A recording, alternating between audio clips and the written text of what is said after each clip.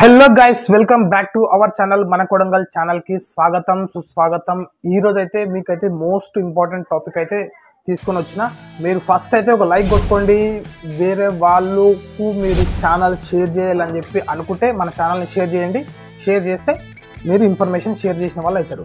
చిన్న చిన్న క్రియేటర్స్, చిన్న చిన్న బిగినర్స్ ఎవరైతే ఉంటారో వాళ్ళకు క్వశ్చన్స్ మీకు మోస్ట్గా మీకైతే ఈరోజు అయితే దీంట్లో అయితే చెప్తాను, వినండి.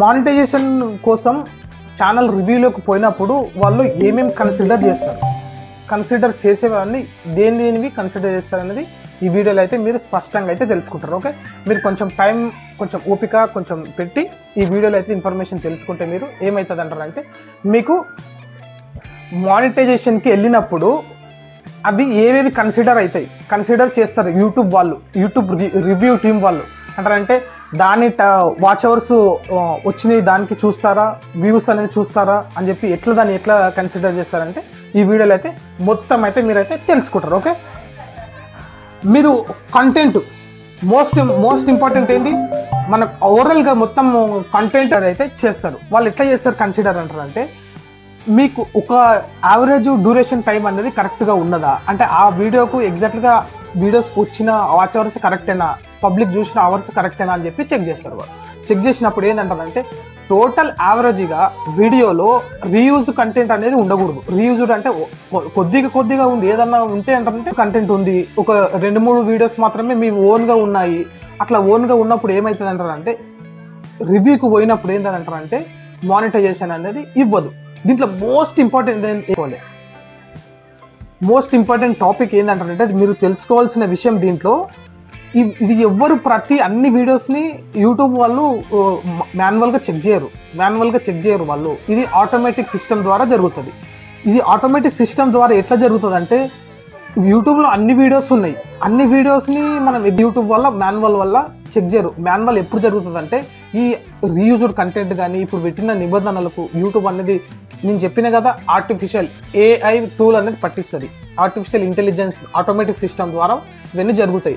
జరిగినప్పుడు ఇదేంటంటే, రీయూజ్డ్ కంటెంట్ ఏదైనా సరే వాళ్ళ పెట్టిన పాలసీకి మనం ఎగెనెస్ట్గా, పాలసీ ప్రకారం మనం నడుచుకోకుండా మనము ఎగెనెస్ట్గా ఏదైనా ఉన్నది అంటారంటే, పాలసీని మిస్టేక్ అయ్యి జరుగుతాయి మిస్టేక్స్. యూట్యూబ్ వాళ్ళు కూడా కొద్దిగా ఎస్కలేషన్ ఇవ్వగలుగుతారు. ఇప్పుడు ఇంత దాంట్లో పూరా ఛాన్స్ అనేది ఇవ్వరు. కొంచెం ఎస్కలేషన్ ఉంటే యూ కెన్ ఏదైనా ప్రొసెస్ చేయగలుగుతారు. మొత్తానికి రీయూజ్డ్ ఉంది ఇట్లా చేసింది అనుకో, ఏమవుతుంది, ఆటోమేటిక్ సిస్టమ్ ద్వారా మొత్తం అంతా ఎగ్జాక్ట్గా అనేది పంపిస్తారు. ఎవరికి పంపిస్తారు అంటారంటే, ఈ మాన్యువల్గా రీయూజ్డ్ చెక్ చేసే వాళ్ళకి పంపిస్తారు. పంపించినప్పుడు వాళ్ళు ఏం చేస్తారు, అది రీయూజ్డ్ కంటెంటా, ఇది మానిటైజేషన్ చేయాలా లేదా అని చెప్పి వాళ్ళు ఆలోచిస్తారు.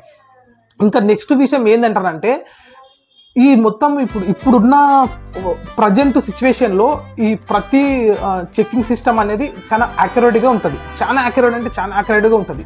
ఈ మొత్తం ఎగ్జాక్ట్గా ఇవన్నీ మనం మొత్తం చెక్ చేస్తారంటే ఖచ్చితంగా చెక్ చేస్తారు. ఇప్పుడున్న రివ్యూకి అనేది మీకు ఎగ్జాక్ట్గా ఇదవుతుంది.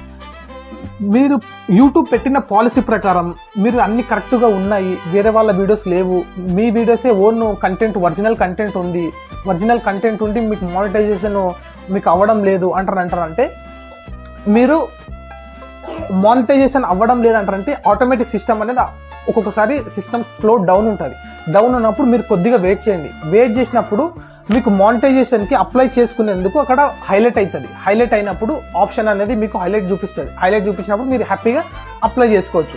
మీకు ఇవన్నీ రీయూజ్డ్ చేస్తున్నాం, మేము రీయూజ్డ్ కంటెంట్ ఉంది మా దగ్గర, రీయూజ్డ్ కంటెంట్ మానిటైజేషన్ అప్లై కాదు, మీకు ఎగ్జాక్ట్ అయితే మీకు చూపించదు.